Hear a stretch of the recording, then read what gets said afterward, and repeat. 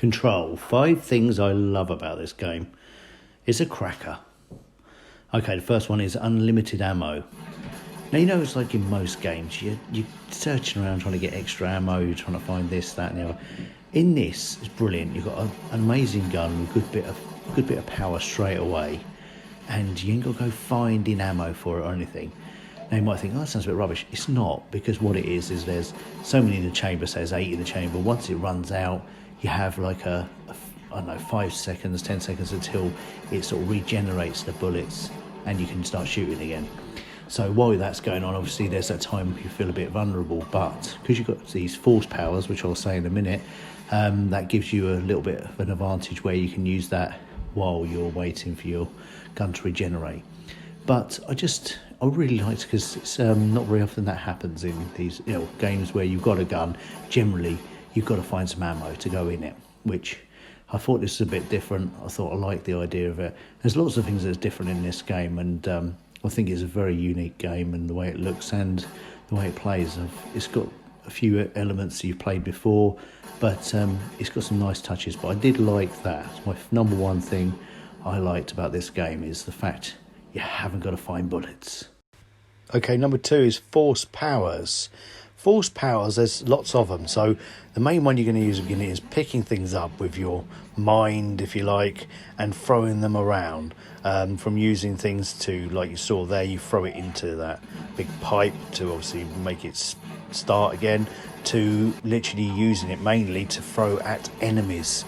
So depending on what you throw at them is what sort of impact, damage will give them. So obviously throw a bit of wood at them, it's going to be very different to throwing a gas canister at them, which will explode. You've got to watch that doesn't explode back in your face. Number 3, lighting. Now, lighting is a big part in this game. The red lit up areas almost tell you where the danger is in a way.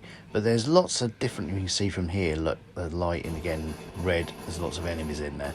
But there's lots of lamps and shadowy areas and lit up smoggy areas. It really is some dynamic lighting going on in this, and you can see from that some pyrotechnics are pretty cool too. Explosions and dust particles and burning particles. There's all sorts of particles flying everywhere, and I must admit this just adds to it for me. Look, you see all the sparks and things flying everywhere, and I didn't realise it, but Remedy, the company that made this, that made the Alan Wake, probably made more games than that as well, but I've actually been revisiting that on the Xbox 360, and I'll tell you what, that is a brilliant game. If you can go back and play that, that's superb, and it reminds me a little bit in this, to remind me of that.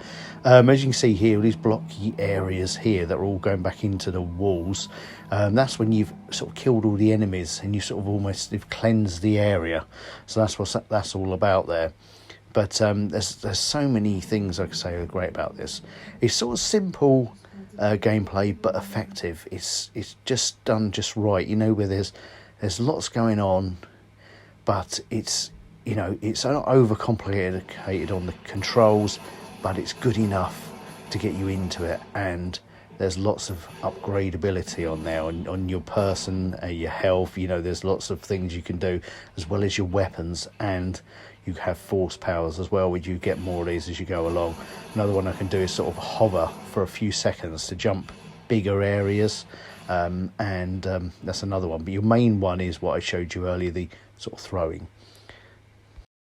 Right, number 4 is the hiss. The hiss sounds scary. Just listen to it, doesn't it? The hiss of the snake. I don't know what's going on here. I think it's more the fact they're not very noisy enemies. Like some enemies scream or they shout at you or they talk and things like that. These are fairly silent. They just appear all of a sudden, floating about or just walking around with some guns. So I don't know if it's because, a bit like a snake, they sort of almost creep up on you and just scare you by mobbing straight at you in a big clan of them. It might be to do that, I don't know. But they've got an aura about them again, coming down to that lighting again. And I just like the way they explode when you shoot them. There's lots of things like that going on, but you've got almost like normal human looking characters coming out with guns, with helmets on and stuff like that. And then you've got these bent over backwards monster type weird characters as well. And you've also got, again, deformed characters that are floating up in the air, sort of randomly moving around, and you've got to keep your eye out trying to take them down as well. Okay, number 5 has to be the gripping storyline. Now, it's not giving too much away, but it's enough to make you want to play more. And that's what you always want with, like, especially a solo playing game, don't you? You want something that immerses you in and makes you want to keep coming back. And what is going on in this big federal building? You know, are the goodies, is there something more going on with them? Are the goodies baddies? Is there more at play than what you can see? There's these floating bodies everywhere, and that's all round the whole building.